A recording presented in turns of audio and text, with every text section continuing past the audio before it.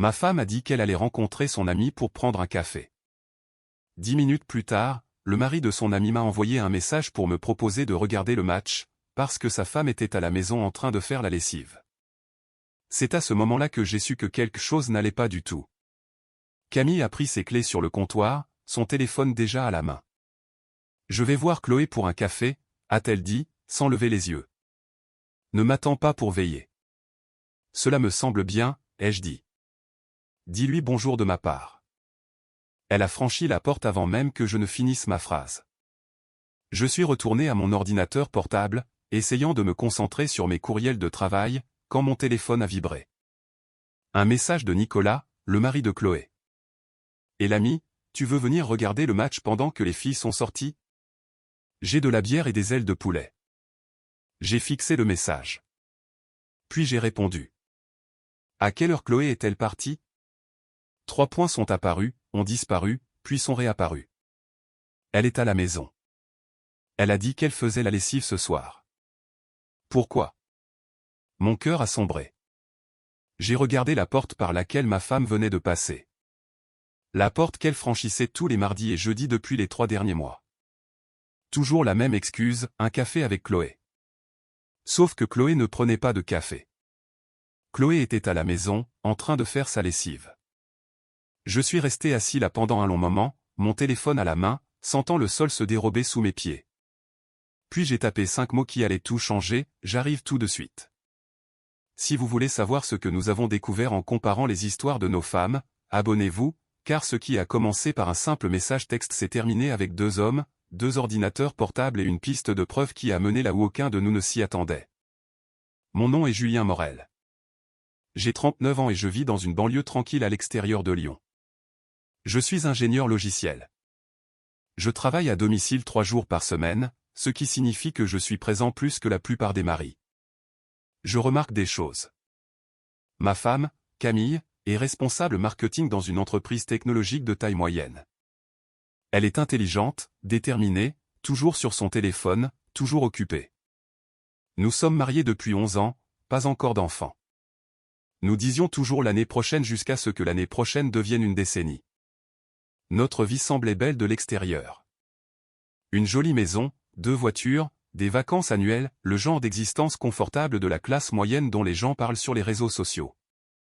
Mais quelque part en chemin, nous avions cessé d'être des partenaires pour devenir des colocataires partageant un prêt hypothécaire. Je me disais que cela était normal. Le mariage connaît des hauts et des bas. N'est-ce pas ? Puis les rendez-vous pour le café ont commencé. Cela a débuté il y a environ 3 mois. Je vais voir Chloé pour un café, a dit Camille un mardi soir. Chloé était sa collègue. Je l'avais rencontrée quelques fois lors d'événements d'entreprise. Une femme sympathique, mariée à Nicolas, un homme qui travaillait dans la construction. Cool, ai-je dit. Amuse-toi bien. Elle est rentrée vers 22 heures, disant qu'elles avaient discuté des problèmes au travail, rien d'important. Le jeudi suivant, même chose, café avec Chloé. Puis cela est devenu une habitude. Chaque mardi et jeudi, comme une horloge. Au début, je n'y ai pas accordé beaucoup d'importance. Camille avait toujours été sociable. Elle avait besoin de temps avec ses amis. Je comprenais cela. Mais ensuite, j'ai commencé à remarquer d'autres choses. Elle se douchait avant ses rendez-vous café, se maquillait, mettait du parfum pour un café avec une collègue. Son téléphone est devenu une extension permanente de sa main, posée face contre table sur chaque surface. Le mot de passe est passé de notre anniversaire à quelque chose que je ne connaissais pas. Et la façon dont elle souriait parfois à son écran, ce petit sourire privé que les gens ont lorsqu'ils envoient des messages à quelqu'un qui les fait se sentir bien. Je me disais que j'étais paranoïaque, mais ce sentiment ne me quittait pas. Je ne suis pas du genre jaloux. Je ne l'ai jamais été. Mais je suis ingénieur logiciel. Je résous les problèmes en rassemblant des données. Alors, j'ai commencé à faire attention. J'ai remarqué qu'elle partait à 18h30 pour ses cafés et revenait vers 22h.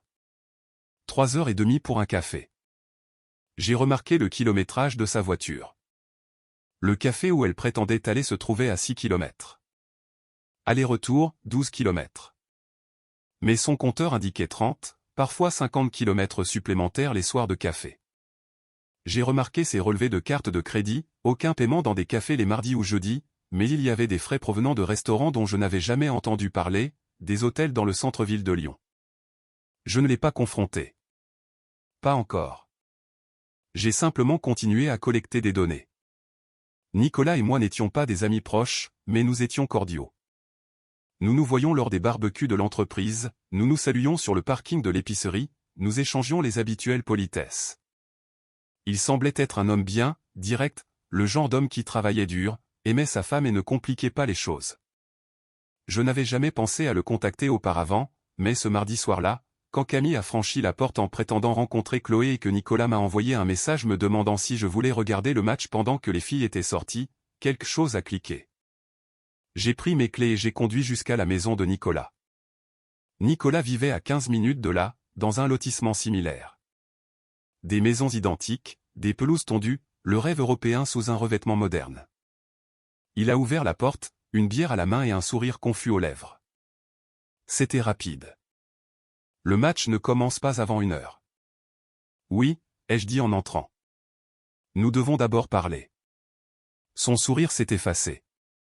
Tout va bien? J'ai sorti mon téléphone et je lui ai montré l'échange de messages. Il l'a lu et a froncé les sourcils. Je ne comprends pas. Chloé est à l'étage en train de plier le linge en ce moment. Peux-tu lui demander de descendre? Julien, qu'est-ce qui se passe? S'il te plaît, fais-le. Il a appelé vers l'étage. Chloé, peux-tu venir ici une seconde? Chloé est apparue en haut de l'escalier en pantalon de jogging et vieux t-shirt, un panier à linge sur la hanche. Quoi de neuf? A-t-elle demandé. Nicolas l'a regardé. Camille a dit à Julien qu'elle prenait un café avec toi ce soir. Le visage de Chloé s'est figé. Quoi? Non, je n'ai pas vu Camille en dehors du travail depuis des semaines. Le silence s'est installé dans la pièce. Nicolas s'est tourné vers moi lentement. Depuis combien de temps dit-elle cela? 3 mois, ai-je dit. Chaque mardi et jeudi. Chloé est descendue, a posé le panier. Julien, je jure que je ne l'ai pas rencontrée pour un café. Je ne sais pas ce qu'elle fait, mais ce n'est pas avec moi. Le visage de Nicolas s'était durci. Montre-moi ton téléphone, Chloé. Elle le lui a tendu. Il a parcouru ses messages, son journal d'appel. Puis il a levé les yeux vers moi. Rien. Aucun message, aucun appel à Camille en dehors des heures de travail. Nous étions là, 3 personnes dans un salon, réalisant tous la même chose au même moment. Nos femmes mentaient. Mais si elles n'étaient pas ensemble, où étaient-elles? Nicolas a pris son ordinateur portable. Quel est le courriel de Camille? Je le lui ai donné.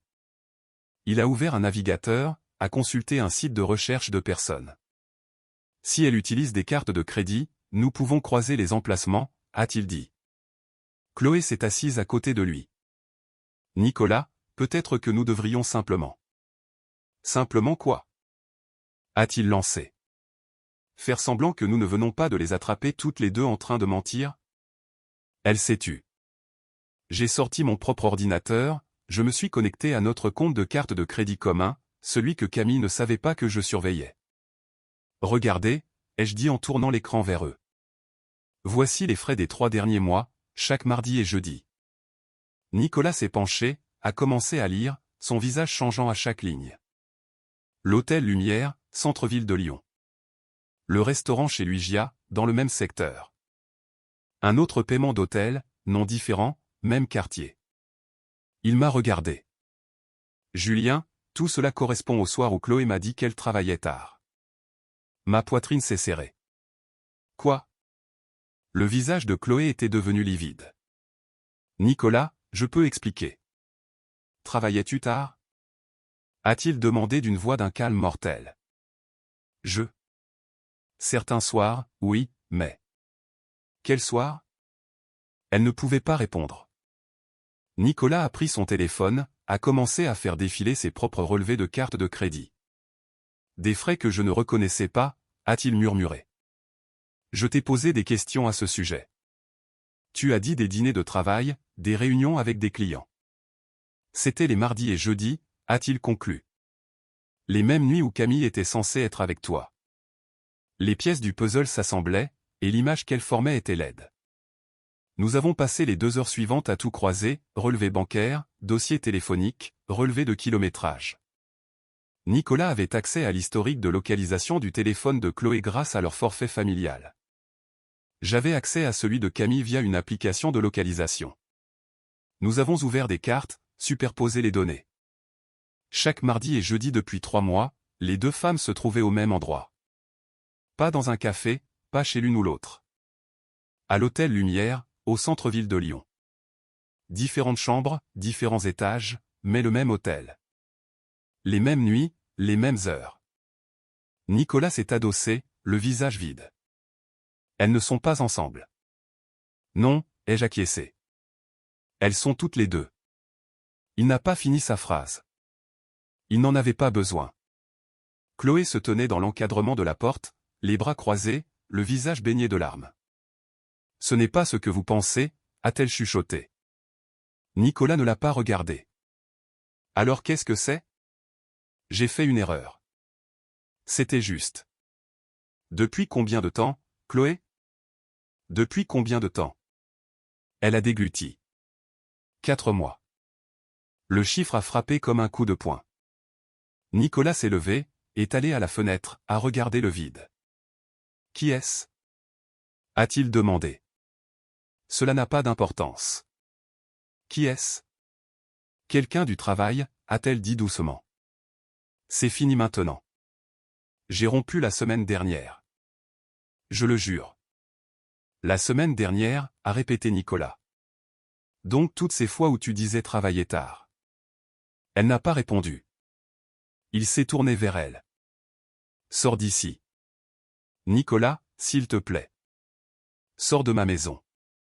C'est aussi ma maison. Je m'en fiche, a-t-il dit, la voix tremblante. Je ne veux pas te regarder en ce moment. Va chez ta sœur. Va à l'hôtel. Je m'en fiche. Sors, tout simplement. Elle a pris son sac et est partie. La porte s'est refermée. Nicolas et moi sommes restés assis en silence. Finalement, Emma regardait. Qu'est-ce que tu vas faire? Je ne sais pas, ai-je avoué. Mais je dois savoir avec qui. Il a acquiescé. Moi aussi. Nous sommes retournés aux ordinateurs. Il a fallu 1 heure de plus, mais nous les avons trouvés. Le dossier téléphonique de Chloé montrait des appels répétés vers un numéro inconnu. Nicolas a fait une recherche inversée. Un nom est apparu, Marc Lefebvre, directeur des ventes dans l'entreprise de Chloé. Marié, 2 enfants. Quel fils de pute, a murmuré Nicolas. Je faisais la même recherche sur les relevés de Camille. Son numéro le plus appelé en dehors du mien, un autre inconnu. Je l'ai saisi. Le nom m'a glacé le sang, David Girard, associé principal dans son cabinet, également marié. J'ai regardé l'écran, ce nom d'un étranger, et j'ai senti quelque chose en moi se briser et se durcir en même temps. Elles ont toutes les 2 des liaisons, ai-je dit à voix haute, juste pour rendre la chose réelle. Nicolas a hoché la tête.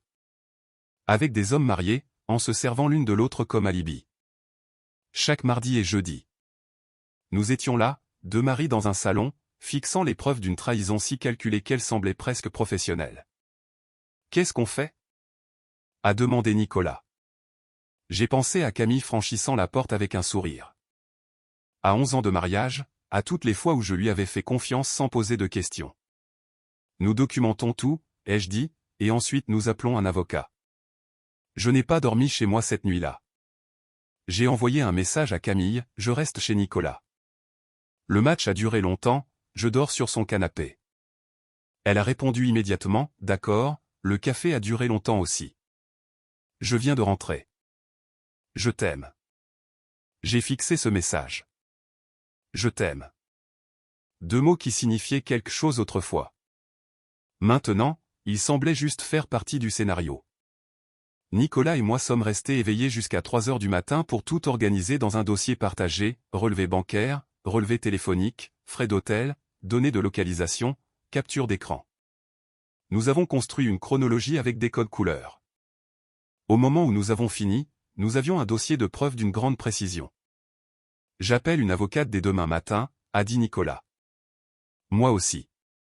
Nous sommes restés assis en silence un moment. Puis, Nicolas a posé la question que j'évitais. Est-ce que tu l'aimes encore? J'y ai réfléchi. Vraiment réfléchi. Je ne sais pas, ai-je dit honnêtement. J'aime celle que je pensais qu'elle était, mais cette personne. Je ne pense pas qu'elle existe encore. Il a acquiescé. Oui. Et pour toi? C'est fini, a-t-il dit froidement. À l'instant où elle m'a menti en face, c'était fini. Tout le reste n'est que de la paperasse. J'aurais aimé être aussi certain que lui. Mais je ne l'étais pas. Pas encore.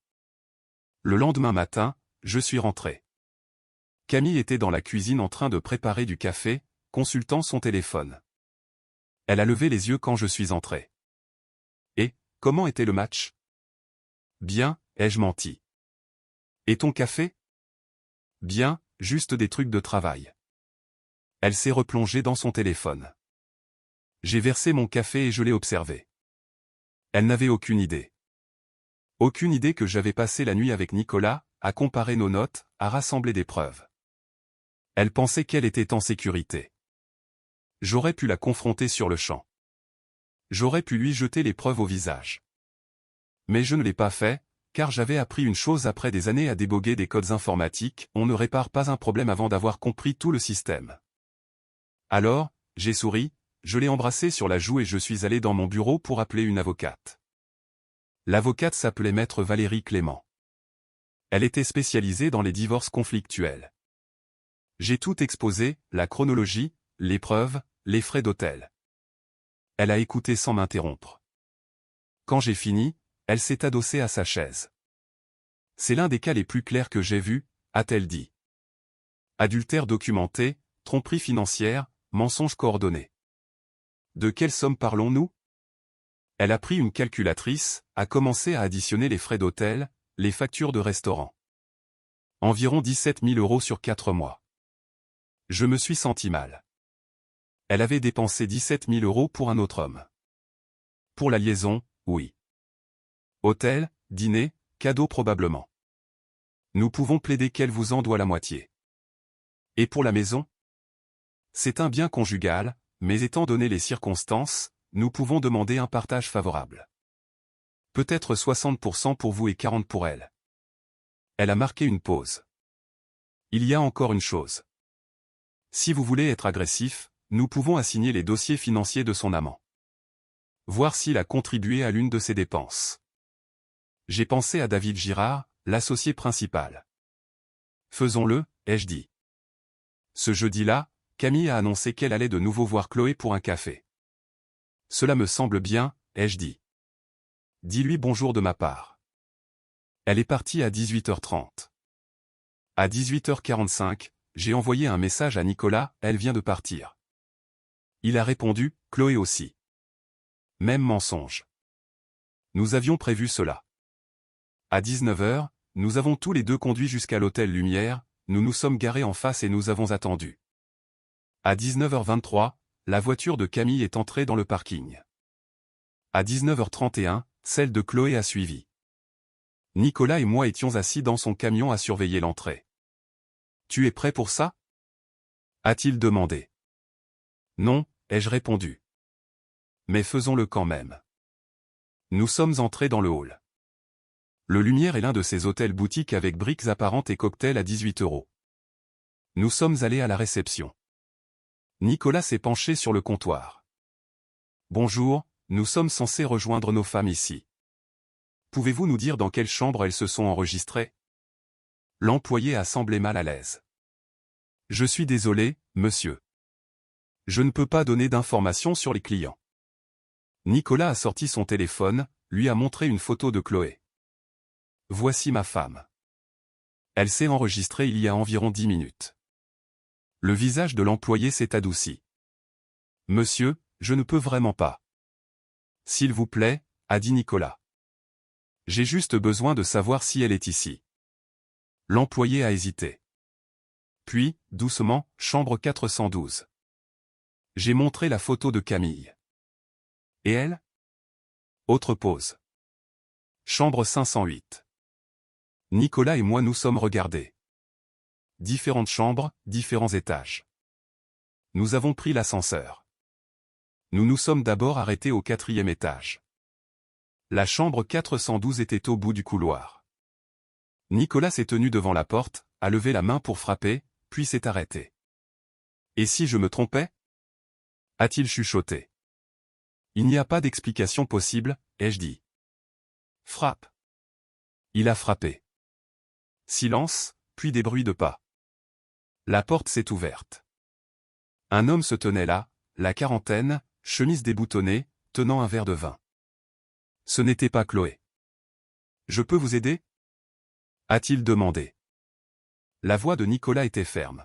« Est-ce que Chloé est ici » Le visage de l'homme a changé. « Qui êtes-vous » Son mari. Le visage de l'homme s'est vidé de son sang. Derrière lui, nous avons entendu une voix de femme. « Marc, qui est-ce » Chloé est apparue dans l'encadrement de la porte, a vu Nicolas et s'est figée. « Chloé, prends tes affaires » a dit Nicolas. « Nous partons. » « Nicolas, s'il te plaît, laisse-moi t'expliquer. » Maintenant. Elle a pris son sac, et passé devant Marc sans le regarder. Nicolas s'est tourné vers Marc. « Si vous contactez à nouveau ma femme, je m'assurerai que la vôtre sache tout. » Marc n'a rien dit. Nous sommes repartis vers l'ascenseur. Chloé pleurait. « Nicolas, je suis tellement désolé. »« Garde cela pour toi, » a-t-il dit. « C'est fini. Je jure que j'avais rompu. » « Tu as rompu la semaine dernière, mais tu es ici ce soir. » Elle n'avait pas de réponse à cela. Les portes de l'ascenseur se sont ouvertes au 5e étage. « Va m'attendre dans le camion, » lui a dit Nicolas. Elle est partie. Nicolas m'a regardé. « Tu es sûr de vouloir faire ça ?» « Oui, ai-je dit. » Nous avons marché jusqu'à la chambre 508. J'ai frappé. La porte s'est ouverte. Un homme dans un costume coûteux, les cheveux grisonnants, un sourire confiant qui s'est éteint en voyant mon visage. « Je peux vous aider ? Est-ce que Camille est ici ?» Son sourire a complètement disparu. « Qui êtes-vous » Son mari. Derrière lui, j'ai entendu sa voix. « Julien ?» Elle est apparue, les cheveux défaits, le maquillage étalé, portant un peignoir de l'hôtel. Nous nous sommes fixés. « Habille-toi » ai-je dit. Nous partons. Julien, ce n'est pas. Habille-toi. Elle a disparu dans la chambre. Je me suis tourné vers David Girard. Vous êtes marié, n'est-ce pas? Il n'a rien dit. Des enfants? Toujours rien. Je dépose une demande de divorce demain, ai-je dit, et je vous cite dans la requête, alors vous devriez préparer votre version des faits avant que votre femme ne vous pose des questions. Son visage est devenu blême. Camille est sortie complètement habillée, son sac serré contre sa poitrine. Elle est passée devant moi sans un mot. Le trajet de retour s'est fait dans le silence. Camille était assise sur le siège passager, fixant la fenêtre, des larmes coulant sur son visage. Je n'ai rien dit, je n'ai pas posé de questions. J'ai juste conduit. Arrivée à la maison, elle a enfin parlé. Julien, je suis tellement désolé. Ne dis rien. S'il te plaît, laisse-moi expliquer. Il n'y a rien à expliquer, ai-je dit. Je sais tout. L'hôtel, les dépenses, les mensonges, tout. Elle est devenue pâle. Comment? Le mari de Chloé m'a envoyé un message pour me demander de regarder le match pendant que vous étiez censé prendre un café. La réalisation l'a frappée. Oh mon Dieu. Oui. Elle s'est couvert le visage de ses mains. Julien, s'il te plaît. J'ai déjà parlé à une avocate, ai-je dit. Je dépose la demande demain. Tu peux rester ici ce soir, mais je veux que tu sois parti d'ici la fin de la semaine. Julien, C'est fini, Camille. Elle a sangloté. C'était une erreur. Cela ne signifiait rien. 4 mois, ai-je répliqué. 17 000 euros. Ce n'est pas une erreur. C'est un choix. Je suis allé dans la chambre et j'ai commencé à faire un sac. Où vas-tu? À l'hôtel. Julien, c'est ta maison. Je ne veux pas être ici en ce moment. J'ai pris mon sac et je suis parti. Je me suis enregistré dans un hôtel Mercure au bord de l'autoroute, je me suis assis sur le bord du lit et j'ai fixé le mur. Mon téléphone a vibré. Un message de Nicolas. Tu vas bien? Non. Et toi? Non. On se prend une bière demain? Oui. J'ai posé le téléphone, je me suis allongé sur le lit et, pour la première fois en 11 ans, je me suis senti complètement, absolument seul. Le divorce a duré 6 mois. Camille a essayé de se battre au début. Elle voulait une thérapie, une seconde chance. J'ai dit non. Maître Clément a été impitoyable. Elle a documenté chaque dépense, chaque mensonge. Elle a assigné les relevés financiers de David Girard. Il s'est avéré qu'il avait payé certaines chambres avec les fonds de son entreprise. Sa femme l'a découvert et a également demandé le divorce. Il a perdu son poste d'associé. Camille a dû me rembourser 8 500 €, soit la moitié de ce qu'elle avait dépensé pour sa liaison. Nous avons partagé la maison à 60% en ma faveur. Pas de pension alimentaire, pas de seconde chance, juste une rupture nette. Le divorce de Nicolas a été plus rapide. Chloé ne s'est pas battue. Elle a emménagé chez sa sœur, a commencé une thérapie et a essayé de s'excuser 100 fois. Nicolas n'a jamais répondu. Je ne la hais pas, m'a-t-il dit un soir. C'est juste que je ne m'en soucie plus. Je comprenais cela. 1 an plus tard, j'étais assis dans mon nouvel appartement, plus petit, plus calme, le mien, quand mon téléphone a vibré. Un message d'un numéro inconnu. Bonjour Julien. C'est Sophie, la sœur de Nicolas. Il m'a donné ton numéro et m'a dit que tu aimerais peut-être prendre un café un jour. J'ai fixé le message, puis j'ai souri. Un café serait une bonne idée. Si cette histoire vous a touché, commentez, faites confiance, mais vérifiez.